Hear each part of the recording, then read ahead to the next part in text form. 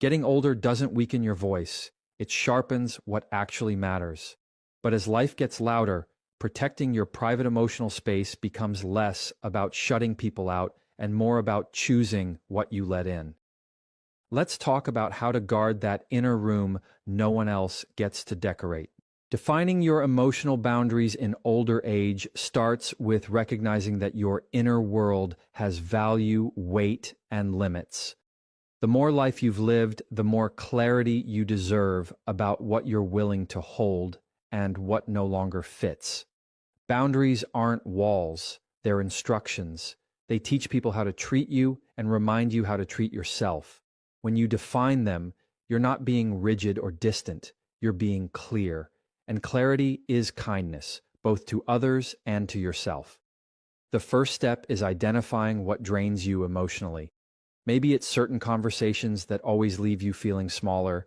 Maybe it's people who assume you have endless time, patience, or emotional availability because you've always shown up before. Pay attention to those moments where your body tightens, your voice softens, or your thoughts spiral after an interaction. That reaction is data.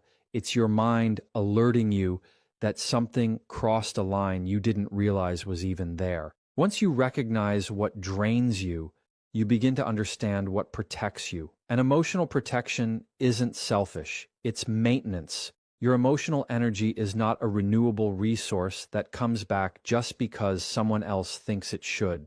In older age, your priorities shift, your time becomes more precious, and your tolerance for unnecessary stress naturally narrows. That's not a flaw, it's refinement. This is where defining boundaries becomes essential. When you understand your emotional limits, you're no longer guessing why certain situations feel heavy. You're naming the reason, and naming it gives you the authority to address it. Defining your boundaries also means deciding what topics, behaviors, or emotional loads you're no longer willing to accept. You don't need to absorb someone else's anger because they refuse to manage it. You don't need to hold someone's disappointments because they won't take responsibility. You don't need to be the emotional anchor in every storm just because you've done it before. Boundaries are a shift from automatic yes to intentional choices, and intentional choices protect the emotional space you've worked years to build.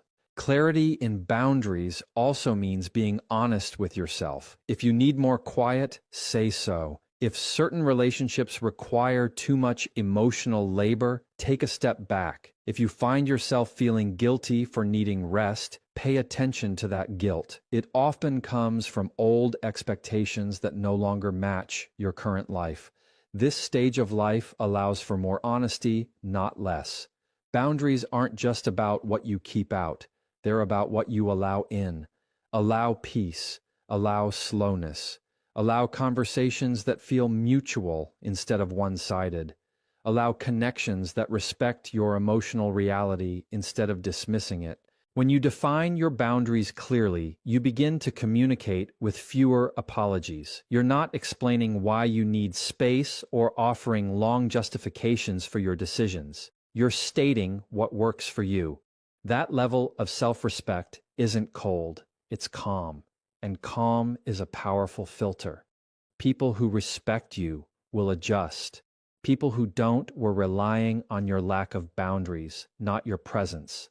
The older you get, the easier it becomes to identify those differences. Defining your emotional boundaries is ultimately about choosing not to abandon yourself.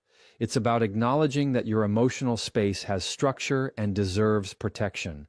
It's about understanding that you cannot be everything for everyone and still have anything left for yourself. With age comes the wisdom to see what's worth carrying and what needs to be put down. Boundaries are how you put things down without feeling like you're letting anyone down. They are the instructions that let your life breathe again. Limiting emotional access in older age begins with understanding that not everyone deserves a front row seat to your inner life. As you grow older, you realize that your emotional energy has a cost, and not every interaction is worth the price. People often assume that because you've been a steady presence, you will remain endlessly available. But availability is not an obligation. Limiting access doesn't mean shutting people out. It means recognizing who has earned the right to be close and who only shows up when they need something. Your emotional space is not a public hallway. It's a private room, and you decide who gets to knock, who gets to enter, and who stays outside altogether. A big part of limiting emotional access is learning to observe patterns rather than intentions. Anyone can have good intentions, but patterns reveal whether someone consistently drains or supports your emotional well-being. Maybe you notice a friend who only calls when they're upset but disappears when you need someone to listen. Maybe a family member brings constant negativity and expects you to absorb it. Maybe certain people treat your calm presence as an unlimited emotional resource. When you start noticing these patterns, you gain clarity about who is taking more than you can afford to give. Limiting access means reducing how often these patterns touch your life and how deeply they affect your inner peace. Another layer of this is controlling the pace of interaction. You don't have to respond immediately. You don't have to pick up every call. You don't have to be emotionally available on demand. Slow responses are not rude. They're regulated. They're a way of saying you value your emotional bandwidth enough to distribute it intentionally. When you slow down your availability, you give yourself time to think, breathe, and decide whether the interaction is worth engaging with at all. That small pause can be the difference between protecting your emotional space and feeding someone else's chaos. Limiting emotional access also means recognizing that not everyone is equipped to handle your deeper feelings. Some people don't know how to listen without judging. Others don't know how to support without inserting themselves. Sharing your emotions becomes safer when you reserve them for people who actually have the emotional maturity to hold them. You get to decide which relationships stay surface level and which ones earn access to the more vulnerable parts of your life. There is nothing wrong with keeping certain interactions polite, brief, or neutral if that's what protects your emotional health. It's equally important to understand that emotional access is not a reward or punishment. It's alignment. People who respect your boundaries naturally rise to the level of access you give them. People who push, guilt trip, or demand more than you can offer show you why access needs to be limited in the first place. You don't have to confront everyone or explain your reasoning. Sometimes limiting access is as simple as shortening conversations, reducing time spent together, or shifting the tone of interactions. These small adjustments create emotional distance without creating conflict. Ultimately, limiting emotional access is an act of self-preservation. It allows you to maintain balance without absorbing unnecessary emotional weight. It helps you invest your energy where it will be respected, appreciated, and reciprocated. And it protects the emotional space you've built through years of experience, reflection, and growth. Communicating without over-explaining becomes a powerful shift in older age because it gives you back the emotional energy you've spent trying to justify yourself for years. When you've lived long enough, you begin to see that most explanations are attempts to control other people's reactions. You explain to avoid conflict, to soften disappointment, or to keep the peace. But peace built on over-explaining is fragile. It depends on how well you can manage someone else's feelings instead of honoring your own. Communicating clearly without the extra weight of justification is not cold or dismissive. It's mature. It's grounded. It's a way of saying you trust yourself enough to stand on your decisions without needing permission from anyone else. Over-explaining often comes from old habits. Maybe you grew up believing you had to be agreeable to be accepted. Maybe you were taught that saying no required a detailed reason to be valid. Maybe you spent years in relationships or work environments where you felt the need to defend every choice you made. Those patterns sink deep, but they can shift. Communicating without over-explaining starts with recognizing when you're about to say more than you need to. It's that moment you feel compelled to justify a boundary or soften a message by adding unnecessary context. If you listen closely, you can hear the pressure rising in your mind, telling you that your clarity is not enough. That pressure is not truth, it's conditioning. To break the habit, you begin by shortening your responses, not in a blunt or dismissive way, but in a clean, self-assured way. Instead of saying you can't attend something because of a long list of obligations, you can simply say it doesn't work for you. Instead of explaining why you need space, you can say you need time to yourself. Instead of justifying a decision with a detailed backstory, you can say it's the choice you're making right now. These simple statements protect your emotional space because they stop you from giving pieces of yourself away through unnecessary explanation. Every extra sentence is emotional labor, and conserving that labor is part of caring for yourself. Communicating without over-explaining also means trusting that other people can handle their own emotions. When you remove the explanations, you're giving others the chance to manage disappointment, confusion, or frustration without placing that responsibility on your shoulders. This is not unkind, it's respectful. It assumes others are capable adults who don't need to be shielded from honest communication. The more you practice this, the more you realize that you don't need long explanations to be understood. In fact, the people who respect you will understand you more when you speak clearly and concisely. Those who demand explanations often do so because they benefit from your emotional overextension. Another key part of communicating without over-explaining is staying anchored in your tone. Calm, steady communication creates clarity without added justification. When you say something with a grounded tone, people feel the difference. It signals that your decisions come from a place of intention, not defensiveness. You don't have to rush. You don't have to soften your boundaries with extra details. You don't have to preempt someone else's reaction.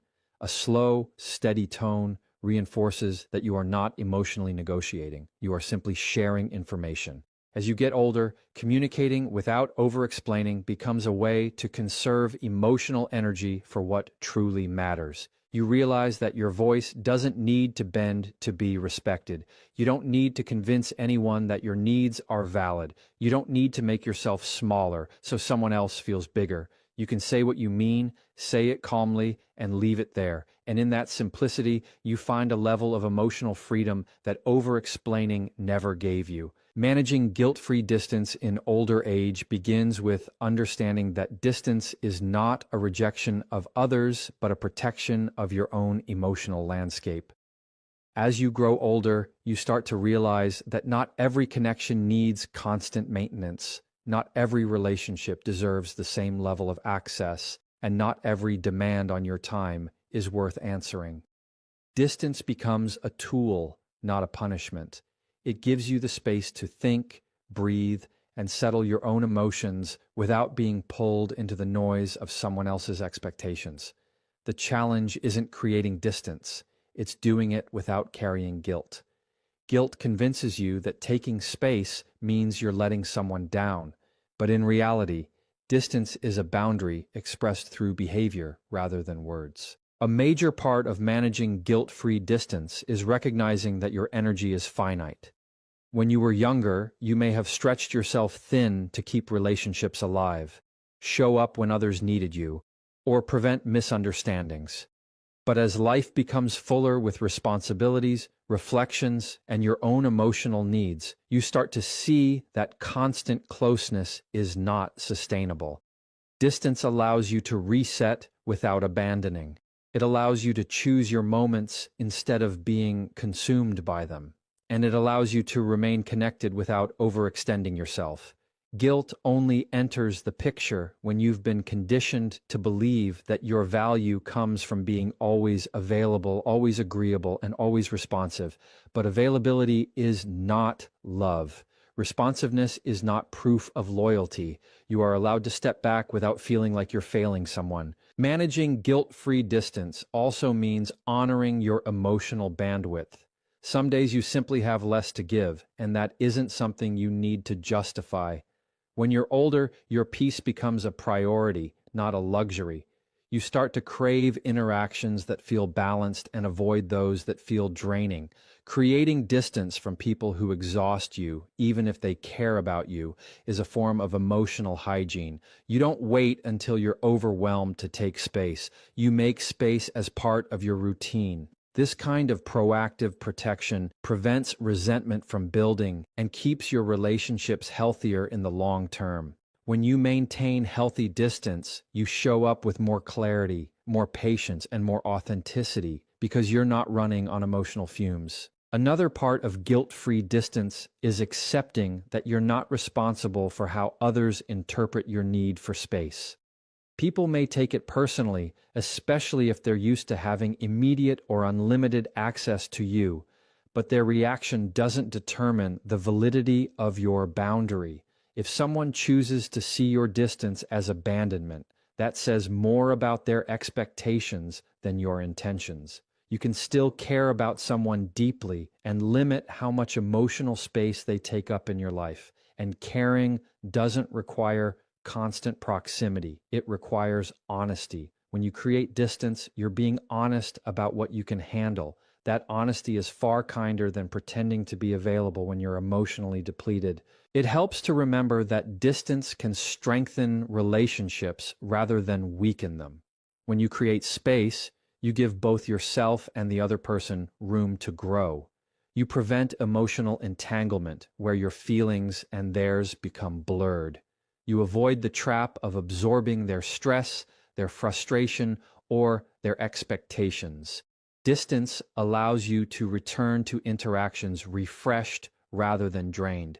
It also clarifies which relationships are rooted in mutual respect and which rely on your constant emotional labor. The people who truly care about you will understand your need for space, even if they don't fully relate to it. They don't demand closeness. They appreciate it when it's offered. Managing guilt-free distance is ultimately about trusting that you're allowed to choose how much of yourself you give. It's about replacing guilt with self-respect and recognizing that space is not a sign of weakness, but a form of emotional strength. When you allow yourself to step back without apologizing for it, you make room for a more grounded, peaceful, and sustainable way of connecting with the world around you. Protecting your peace with consistent habits becomes one of the most important parts of emotional well-being as you grow older, because peace isn't something you stumble into. It's something you build through repetition. The habits you practice every day create the emotional environment you live in. When you're younger, you often rely on bursts of motivation or dramatic resets to feel centered. But with age, you begin to value steadiness over intensity. You start to see that the small routines you commit to, your quiet moments, your boundaries, your pauses, do more for your emotional health than any grand gesture ever could. Consistency becomes a form of protection. It stabilizes what life often tries to shake. Creating habits that protect your peace means looking at what constantly disrupts you and making choices that prevent those disruptions before they start. Maybe it's the way you let certain people talk to you. Maybe it's the guilt you feel when you say no. Maybe it's the pressure to respond immediately. These things chip away at your emotional space little by little, and habits are what seal those cracks. A habit can be as simple as starting your morning without reaching for your phone so the world doesn't enter your mind before you do. It can be stepping outside for fresh air when your thoughts feel crowded. It can be closing your eyes for 30 seconds to reset your nervous system. These tiny behaviors seem small, but repeated over time, they become anchors that keep you grounded. Another important part of building habits that protect your peace is choosing consistency over perfection. You don't need to do things flawlessly. You don't need a perfect routine. You just need repetition. When you practice the same supportive behaviors again and again, your mind starts to rely on them. They become automatic. And that automation is powerful because it helps you stay emotionally stable in moments when life feels unpredictable. A peaceful habit acts like a mental muscle you strengthen over time. Some days you'll feel motivated, other days you won't, but habits don't rely on motivation. They rely on your commitment to yourself. Protecting your peace also means creating habits around who you give your energy to. Not everyone gets unlimited access. You can make it a habit to pause before answering a message, to think before committing to something, or to check in with yourself before giving someone emotional support. That quick check-in becomes its own habit, a moment of